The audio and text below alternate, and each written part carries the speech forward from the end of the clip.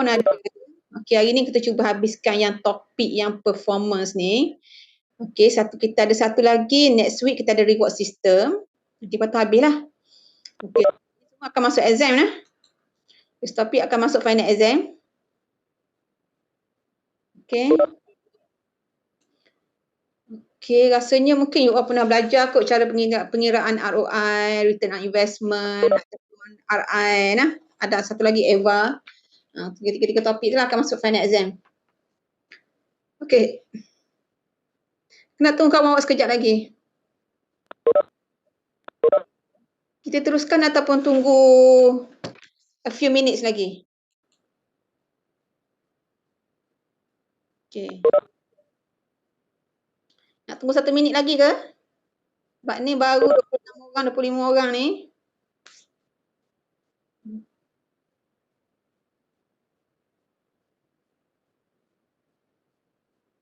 Boleh apa tu? Boleh teruskan ataupun tunggu kawan-kawan awak dulu?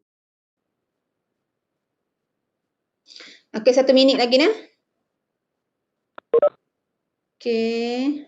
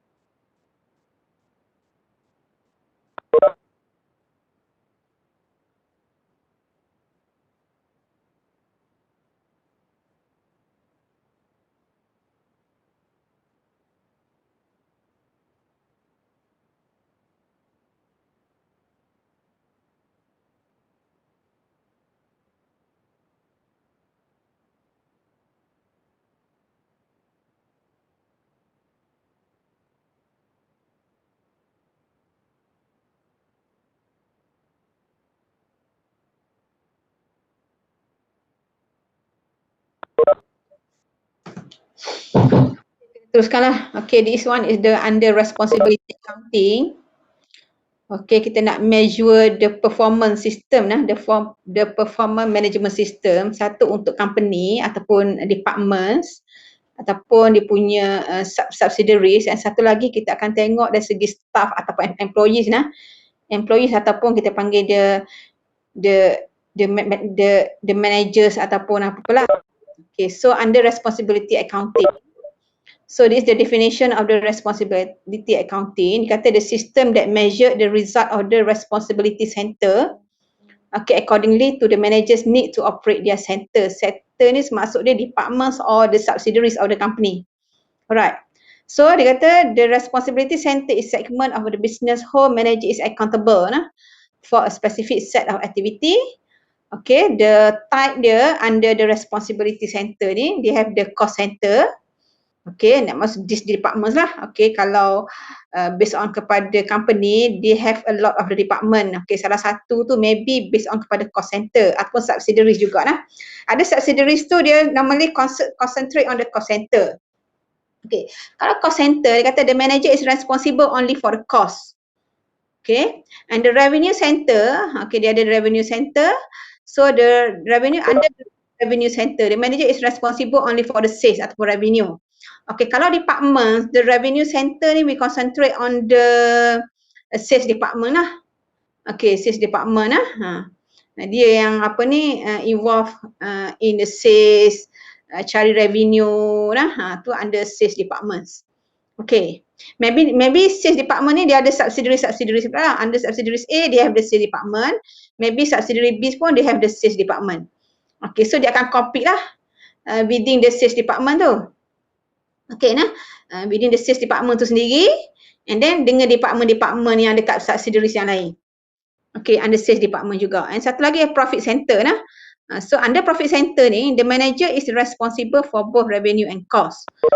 Profit center lah. Okay, dia tanggungjawab both on revenue dan juga cost. And satu lagi kita ada investment center. Okay, under investment center, the manager is responsible for revenue, cost and investment. Okay, ni adalah four type of responsibility center nah. Kita panggil responsibility center. Okay, ataupun kita panggil responsibility accounting. Okay. And then decentralization. Okay, decentralization ni to manage diverse and complex activity, organization usually choose one of the two approach nah to decentralization. Okay, satu dia panggil centralized decision making. Okay, a system in which decision are made at the top level of organization and lower level manager implement the decision. Ini the type of the decentralization lah. Okay, kalau decentralized decision making, a system in which a decision are made and implemented by lower level managers. Nah, kalau decentralization ni maksud dia untuk decision making dia akan beri kepada setiap level ataupun setiap department dia boleh buat decision making dia sendiri. Kalau centralized ni, that mean the top management je responsible untuk buat decision making. Okay nah, but normally kebanyakannya lah semua department ataupun organisation sekarang ni memang mengamalkan that decentralized. Dia decentralized kan, maksud dia sub-sub unit tu boleh buat keputusan sendiri. Okay. And later decentralized is the practice or delegates of the decentralizing decision making authority to the lower level. Maksud dia top management dah delegate dah, dia delegate.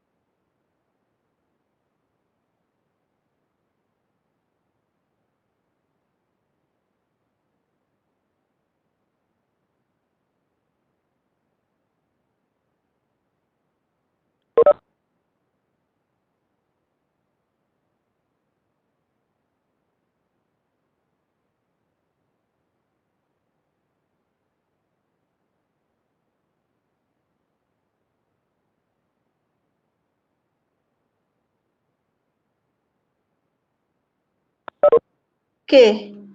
Nampak saya dah? Nampak, Madam. Okey, slide nampak tak slide? Slide. Kenapa saya share sekali lagi? Slide nampak? Tak. Tak Tak nampak. nampak. Saya share balik nah. Macam mana lah ujung-ujung kelas ni. Okey. Tiba-tiba hilang dalam radar, dari radar. Okey. Tak nampak dah slide? Nampak. Okey, kat mana kita tadi? Kita lost kat mana? Saya lost kat mana tadi? Responsibility accounting dah, yang kita ada the 4 responsibility center. Dah? Sampai yang decentralization, yang apa, delegation tu, delegating. Dia delegate okey, yang ni kan, decentralization kan? Maksud dia lah, kalau you tengok mana-mana nota pun akan ada samalah kan. Maksud dia decentralization tu dia delegate lah power tu. Maksud dia kepada department ataupun sub-unit ataupun subsidiaries. Tu maksud dia decentralization. Okay. So, reason pasal apa orang buat decentralization ni? Dia decentralizekan departments dia. Why? Sebab senang untuk gathering and using local information, senang untuk dapat information. But normally, dia kata because of the lower level manager ni have access to information about the operating condition, customer and competition. Maksud dia, kalau yang bahagian sales department, dia tahu what is the information dia needs from the sales department sahaja. Okay? So sama juga dengan accounting department. So maksud dia maybe the top management tak tahu pun what about the apa yang accounting department nak kan, tapi bila dia dah decentralization kan department, maksud dia for the account department dia boleh buat decision making dia sendiri apa yang dia nak as long as tak bercanggah dengan needs of the departments dia lah. Okay. And then the focusing on the central manager. So decentralization allow top management to concentrate on the firm-wide problem. That means bila ada decentralization, top management hanyalah concentrate kepada benda yang besar-besar saja. For example, untuk strategic planning, untuk dia punya wide firm problem. Yang benda kecil-kecil tu dia let go kepada subsidiary ataupun department-department tu lah. Okay, maksud dia tak perlulah nak tengok dia semua-semua item, dia semua-semua decision making dia tak payah dah. Okay. So, and then dia nak training and the motivating manager. So, department manager maksud dia bolehlah belajar untuk buat motivation ataupun dia bolehlah belajar untuk buat decision making sendiri. Okay. And then, dia kata satu lagi lah enhance competition. Enhance competition in a highly centralized company, large overall profit margin can mask inefficient within the various subdivision. So more fully exposing a division to market force can help rival non-competitive division improve divisional performance. So bila ada decentralizations, okay, so akan ada competitions lah, akan ada competition. Maksud saya department tu dia berlumba-lumba lah untuk apa ni menunjukkan prestasi yang bagus, betul tak? So maksud dia bila dia tunjukkan prestasi yang bagus, so dia akan ada reward system kat situ.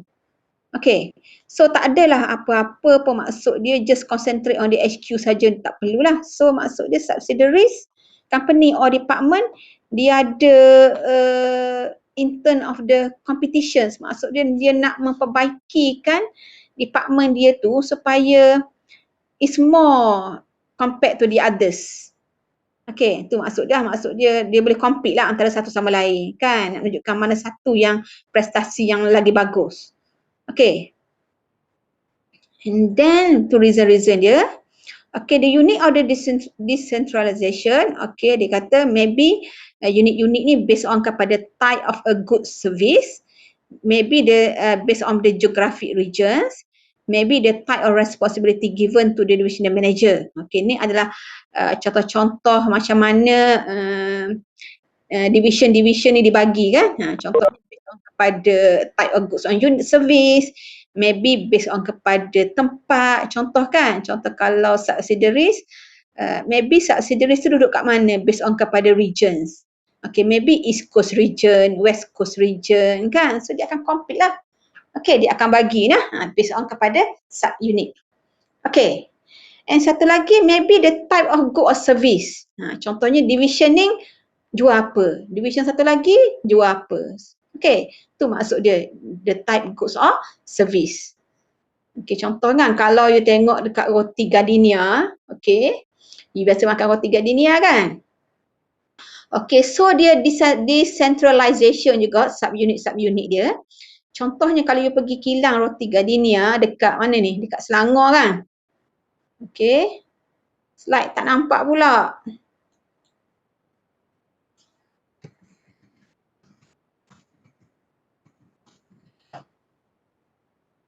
Tak nampak slide ke?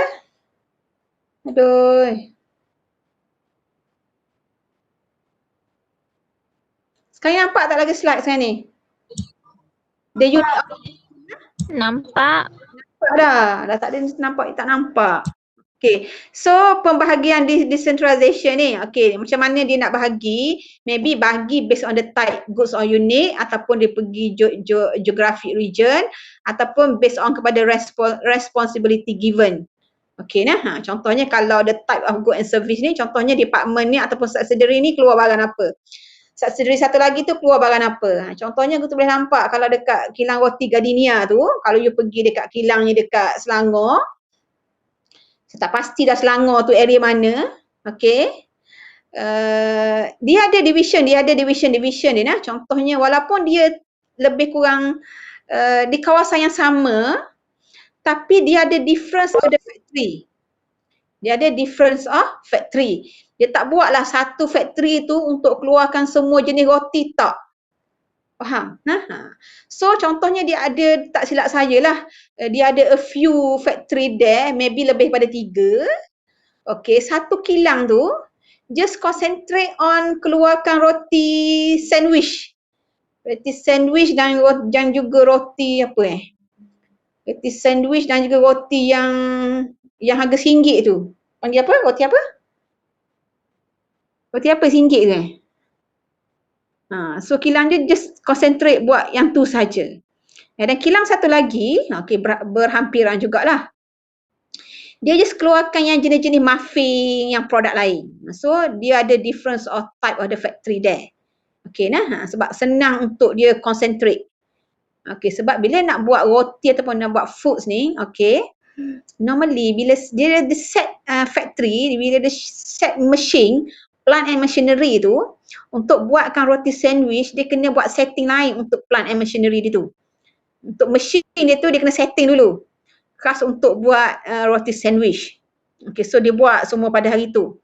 Okay, untuk esok, dia kena bersihkan semua mesin yang diguna tu, and then dia kena buat setting pula untuk buat produk yang lain pula. Contohnya roti yang you beli RM1 tu. Okay so maksud dia senang lah. Okay, kalau dia buat banyak sangat produk untuk satu factory tu, maybe tak cukup masa untuk the setting of the plant and machinery tu. Okay, tu tujuan dia lah. So that's why lah kilang yang lain tu just concentrate on muffin sahaja. So dia boleh buat produk tu, maksud dia sebanyak yang mungkin. So tak perlulah nak buat setting acak kali ataupun banyak kali untuk plant and machinery tu. You know that kan? Sebab kalau food industry ni memanglah kena pentingkan dari segi kebersihan. Dia ada standard dia yang dia kena ikut. Okay, itu maksud dia Contohnya geographic region. Okay, geographic region ni maksud dia subsidiary based on kepada geographic region. Okay, contohnya West Coast, East Coast, contohnya Terengganu, Kelantan, Pahang, dia adalah dia punya regions dia sendiri. So dia ada subsidiaries dia sendiri. Okay, itulah. And then satu lagi lah type of responsibility. Maybe di subsidiary ni based on kepada cost center sahaja. Maybe department tu based on kepada revenue center sahaja. Ni adalah contoh pecahan-pecahan the unit of decentralization. Okay, so bila dah ada sub-unit ni, So adalah ukuran prestasi. Nah. So dia ada performance measurement system untuk dia measure the performance of the subdivision ataupun subsidiaries ni. Alright. And then dia kata the measuring the performance of investment center. Okay, untuk measuring performance, untuk measure performance ni, contoh UO lah kan. Kalau UO ni we measure based on kepada CGPA kan. Isn't it? Contohnya, so investment center ni normally dia measure based on kepada return on investment, residu income, and satu lagi adalah economic value added ataupun EVA. Okay, so dia akan compete between the division ataupun subsidiaries ataupun center based on kepada the type of the measurement center, the measurement center ni lah. Okay, so kita akan tengok satu persatu macam mana nak measure based on kepada return on investment. Okay, so return on investment, okay, nak compute the return on investment, dia kata is the most common measure of the performance from an investment center. Okay, normally the return on investment ni contohnya dia adalah the most common lah. The most common, kebanyakannya lah subsidiaries or departments or the subunit normally nak ukur prestasi, dia selalunya menggunakan return on investment. Okay, ni biasa kan, kita biasa kalau you tengok mana-mana tercheck berapa ROI dia. Okay, berapa ROI subdivision ni. Which one is highest? Okay, contohnya kalau ROI yang paling highest maksud dia goods lah.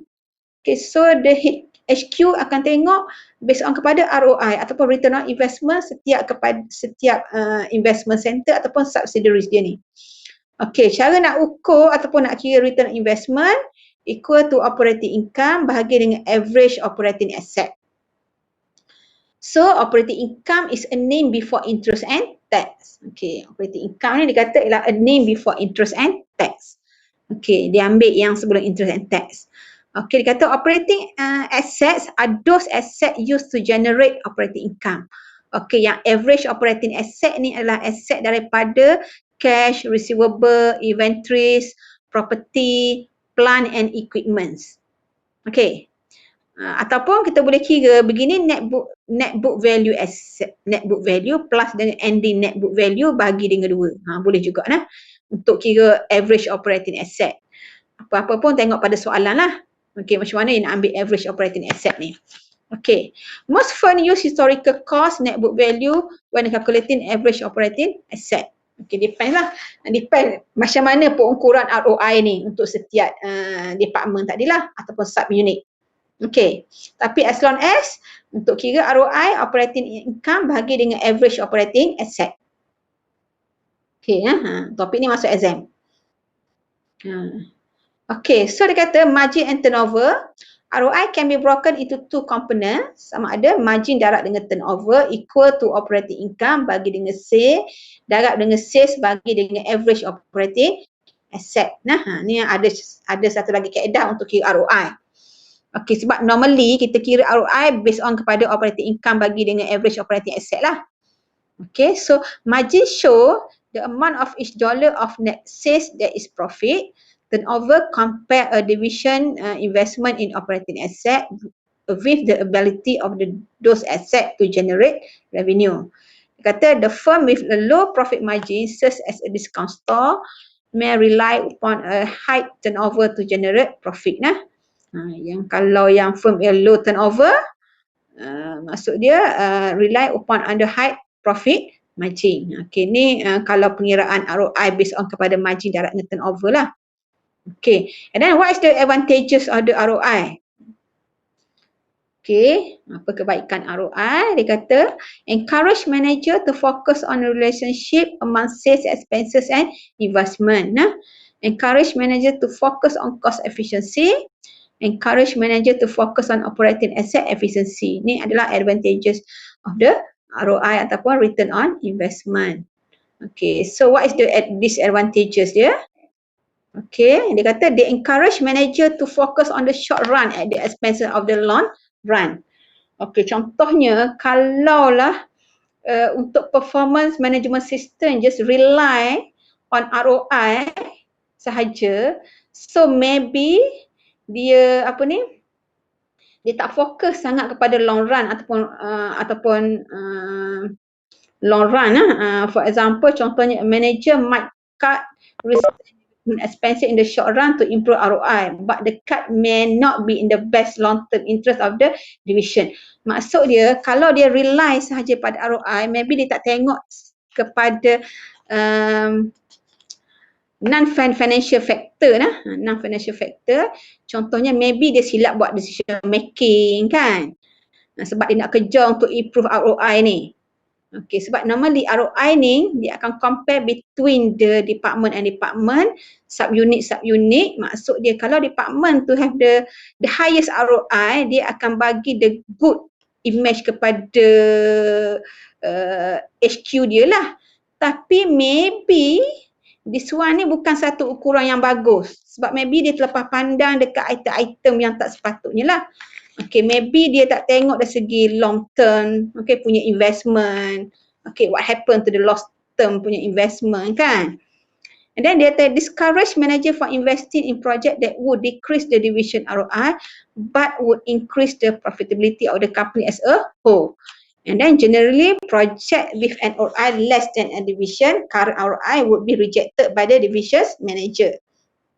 Okay, normally company ataupun HQ normally dia set dah dia punya ROI ni. Dia dah buat setting dah dia punya ROI. For example, dia kata okay, ROI for the HQ is 6% ataupun 10%. So they make sure that the subsidiaries dia ataupun the subunit dia, okay, supaya ROI ni kalau boleh jangan kurang daripada 10% yang dia dah setting tu. Okay, dia dah setting tu. Okay. Tu maksud dia nah. Okay, kalau contohnya, kalau dia nak select a project contohnya, so dia akan kira based on ROI. And then dia kata, kalau ROI yang kurang daripada yang standard yang diberi oleh HQ, maybe investment tu dia tu reject. Tapi, dia tak ambil kira, contohnya investment yang reject tu maybe untuk long term dia akan bagi profitable kepada company dia tu. Tu disadvantages of the ROI lah measure. Kalau dia depend saja ROI dan juga standard yang diberi oleh HQ dia tu ataupun headquarters dia. Alright, tu adalah disadvantages of the ROI. Okay, contoh dia. Division expected to have the income of the 100,000, investment base adalah 500,000. Okay, so dia kata expected ROI for the division excluding the proposed project is 20%. So calculate as follow. So the current ROI bahagi dengan income bagi dengan investment, so dia dapat 20% kan. Dia kata is a proposed project has been evaluated and found to be acceptable using the discounted cash flow analysis. So dia kata the project will increase divisional income by the 24,000 and divisional investment by 100,000. So ROI of the proposed project is how many percent? Okay. So untuk yang the current adalah 20%. Untuk proposed project dengan income dan juga investment, okay, so kita dapat the new ROI untuk the proposed project. Contohnya increment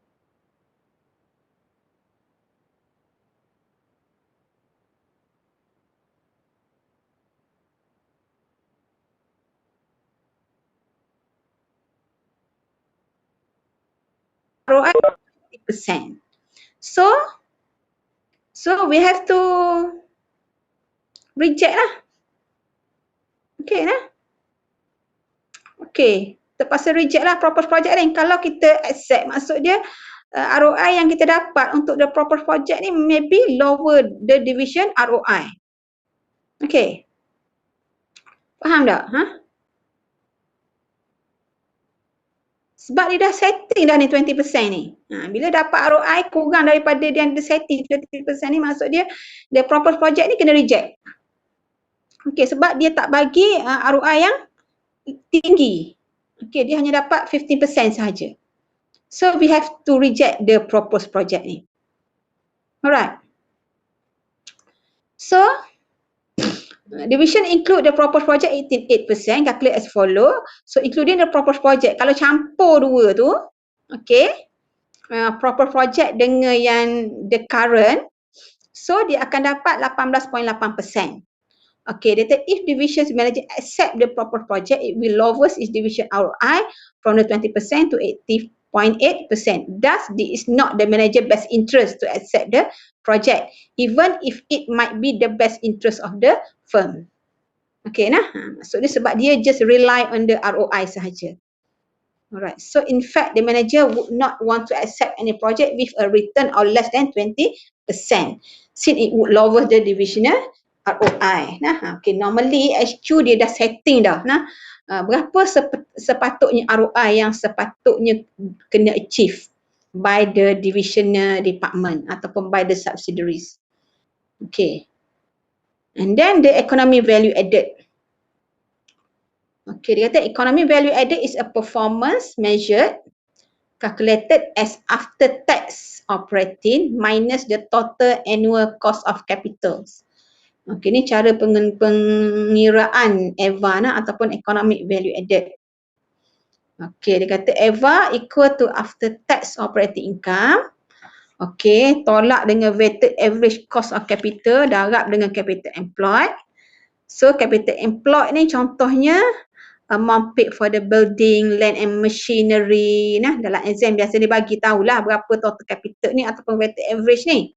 Okay, others expenditures mean to have long term payoff. Nah, research and development, employees trainings. Nah, ni contoh-contoh dia. Okay, average capital. And then dia kata a positive EVA indicate that the company earn operating profit greater than the cost of the capital used. So the company is creating wealth. If EVA is negative, then the company is destroyed capital.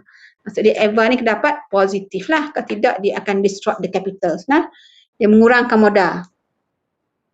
Okay, dia kata whereas ROI is a percentage of the rate of return, EVA is a dollar figure.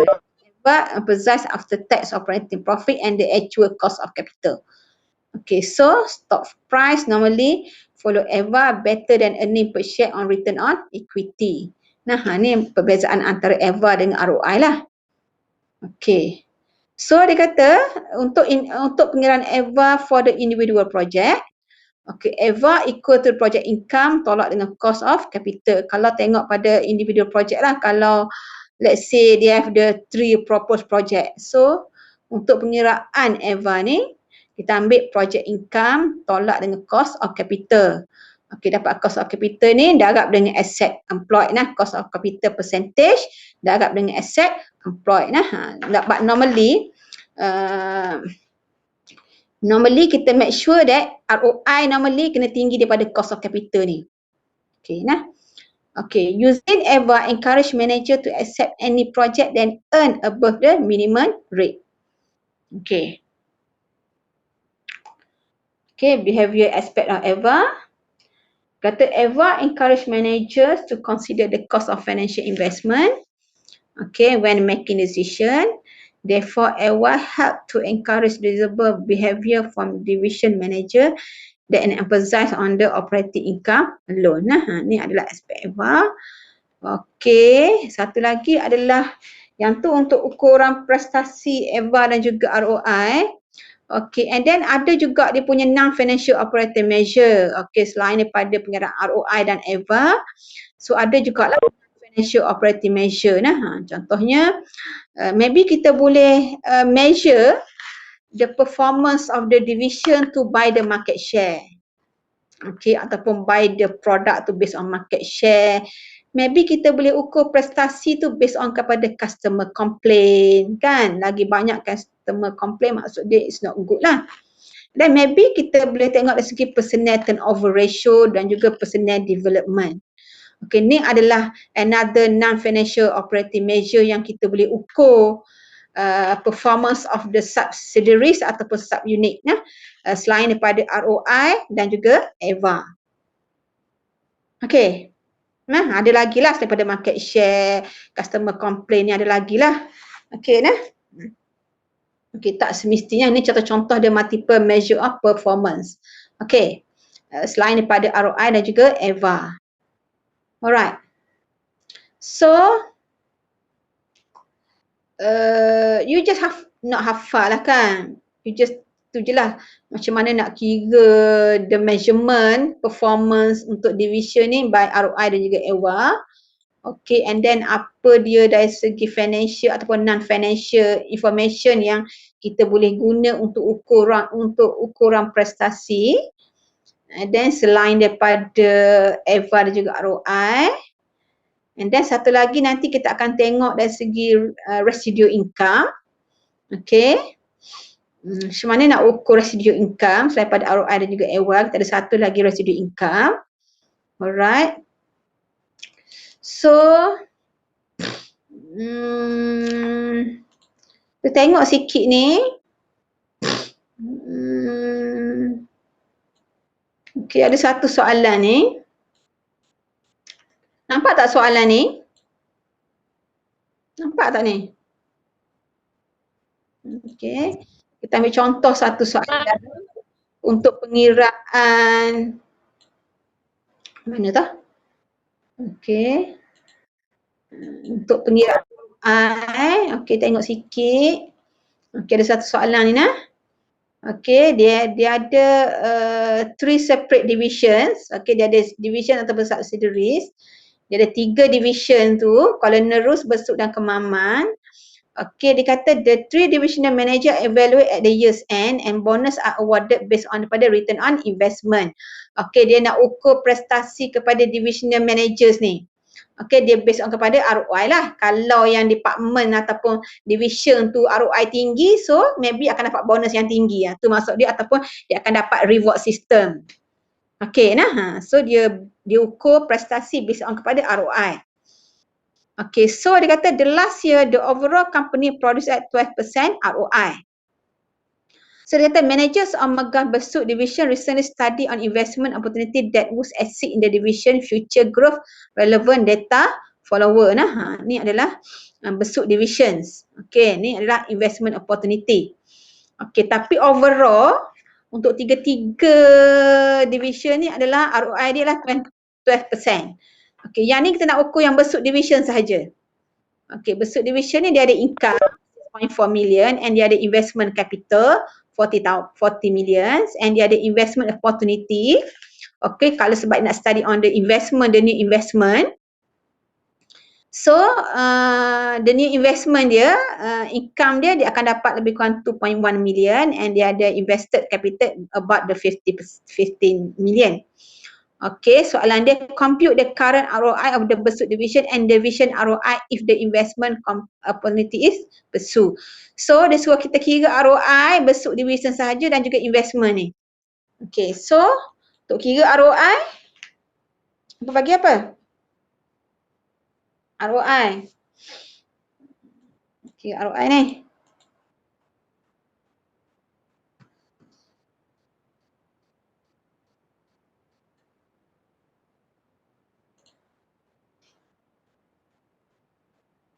Okay. ROI equal to income bahagi dengan investment. Invested capital lah. Okay. Kalau current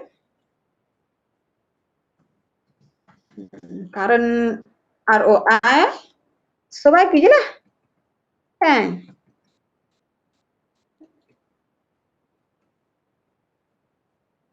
So income dia 6.4 million. Okay.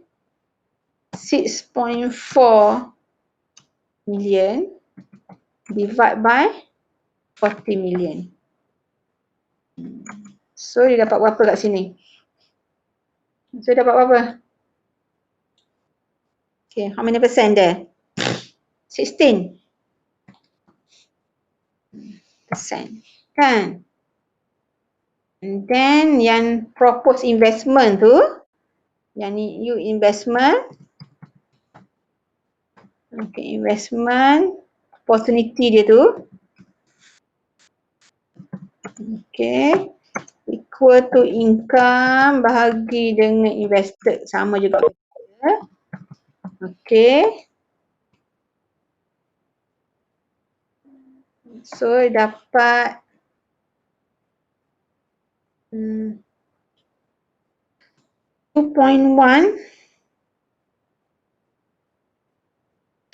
Okay, bila investment made bila investment made, okay,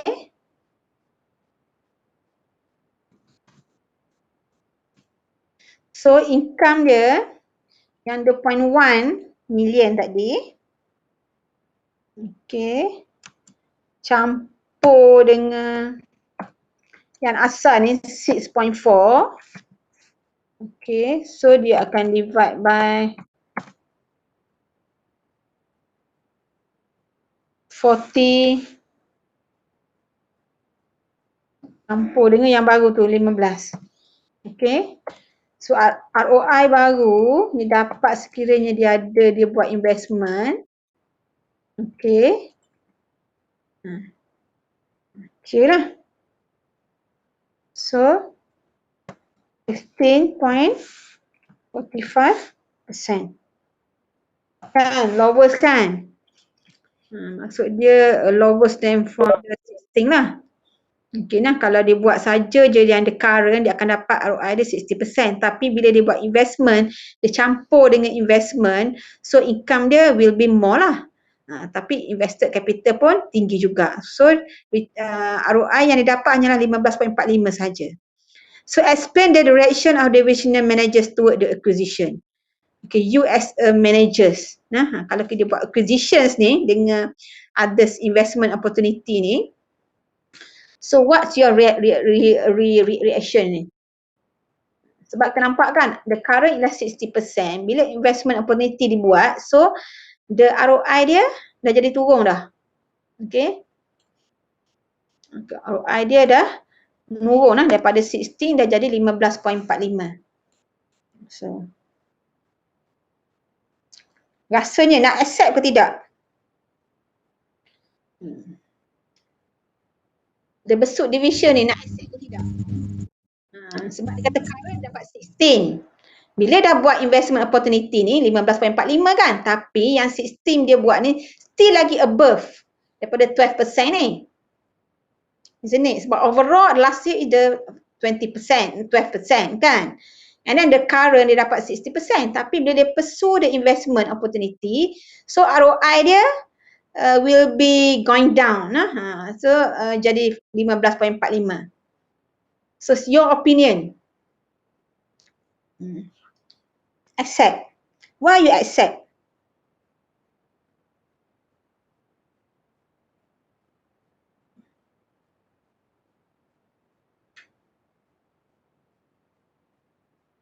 Sebab you kena ingat bonus dibagi based on kepada apa ni? Apa reward system dia? Apa reward system dia? Reward system dia adalah bonus kan? Awarded based on kepada return on investment. Tapi 12% ni last year.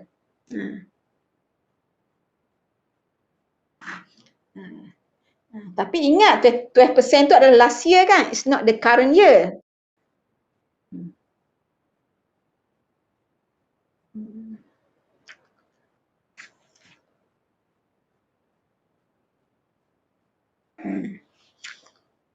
Okay.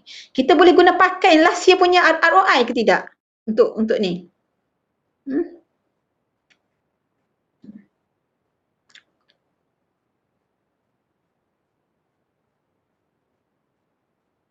Can you accept or not?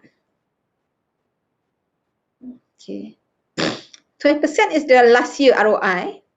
So right now the current year dia dapat 60%, tapi bila dia further dia punya investment, dia pursue dia punya new investment, ROI dia decrease. Accept or against?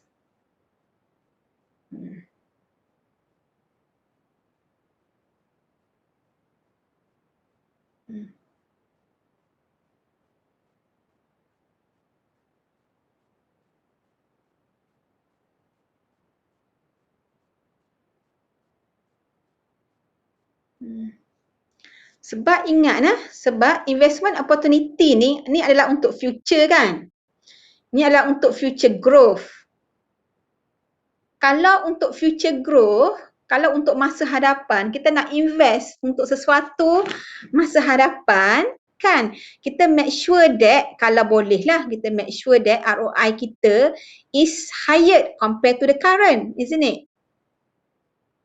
Kalau you nak buat others investment lah, right now you have the current ROI ialah 60%, and then you nak tambah lagi investment untuk the future, make sure that, kalau kita lah kan, make sure that, okay, untuk tambah the new investment, make sure that the new investment tu akan bagi pulangan ROI yang tinggi compared to the current, isn't it? Kita tak boleh compare dengan last year. Kan? Kita compare the current year. Okay, ataupun kita boleh compare dengan division-division yang lain. Okay, contohnya kalau ada lagi lah dia bagi contohnya Kemaman division, Culinarus division contohnya. So kita boleh compare antara division dengan division tu. Okay, tapi right now sekarang ni dia compare dengan current division and the proposed division. So rasa-rasanya accept or against? Siapa nak jawab ni?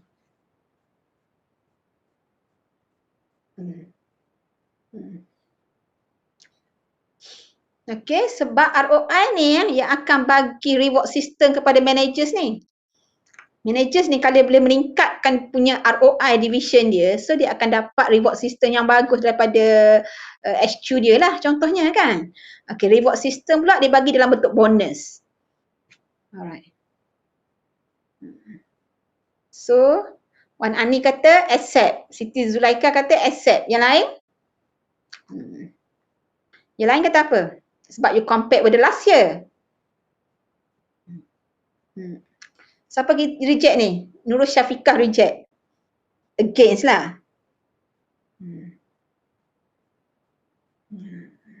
So kalau you jawab sama ada reject ataupun against, you kena ada reasons lah. Okay, tapi dalam case ni, okay, we should reject the investment opportunity. Nah, we should reject the ataupun against. Nah, so we against the acquisition. Okay.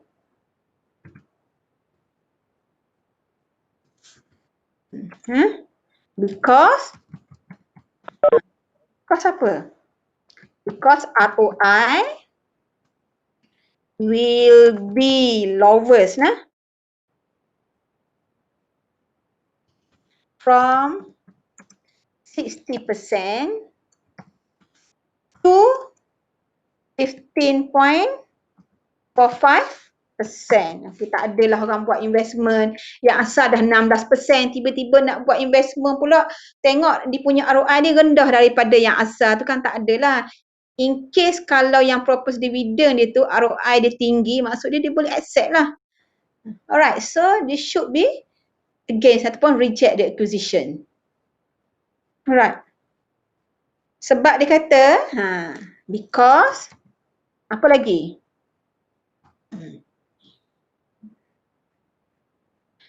Sebab dia kata apa? Sebab bonus or reward system kan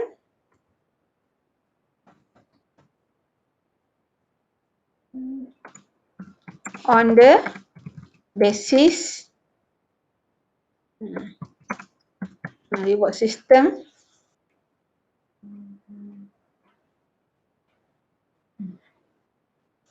ROI kan. Sebab ingat reward system yang dibagi tu adalah based on kepada ROI. Kalau current dia dapat 60%, kalau proper dapat 45%, maksud dia maybe dia tak dapat reward system lah. Betul?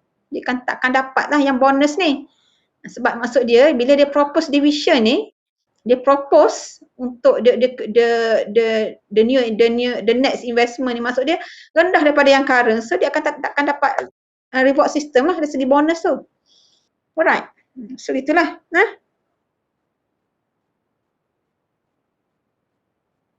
Okay.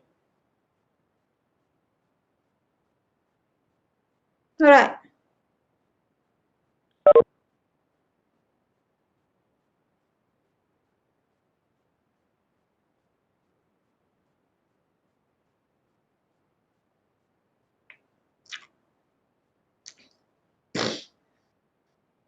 Boleh ni? Boleh ke tidak ni? Okay, so untuk soalan yang seterusnya nanti kita akan discuss next class, okay? And then cuba jugalah yang soalan yang saya letak dalam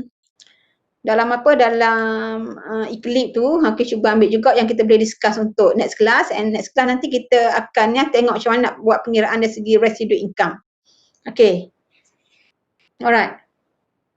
So, normally lah, kalau nak ukur dari segi ROI, nak accept ke reject, kita based on kepada the highest ROI. Okay, okay, normally kita akan compare lah, contohnya kalau compare division, kita akan ambil which ROI yang paling tinggi ataupun contohnya current dengan yang untuk proper project yang ni maksud dia kita against lah, ataupun kita reject sebab dia rendah kan. So maksud dia rendah daripada current kalau yang dapat yang lebih daripada 60% we will accept lah. Okay. Alright. So, nanti tersambung pula untuk C dan juga D. Dan juga a few question daripada this topic ni nanti. Okay. Lepas tu kita masuk satu lagi yang reward system satu lagi kita masukkan reward system. Okay. So, ada soalan tak setakat ni? Ada soalan ke tidak ni? So, tak ada soalan, kita berhenti setakat ni. Okay, cuba tengok dekat soalan yang dekat Eclipse awak tu. Cuba buatlah satu ataupun dua soalan. So, kita akan discuss untuk next class hari Ahad. Okay, so see you next class.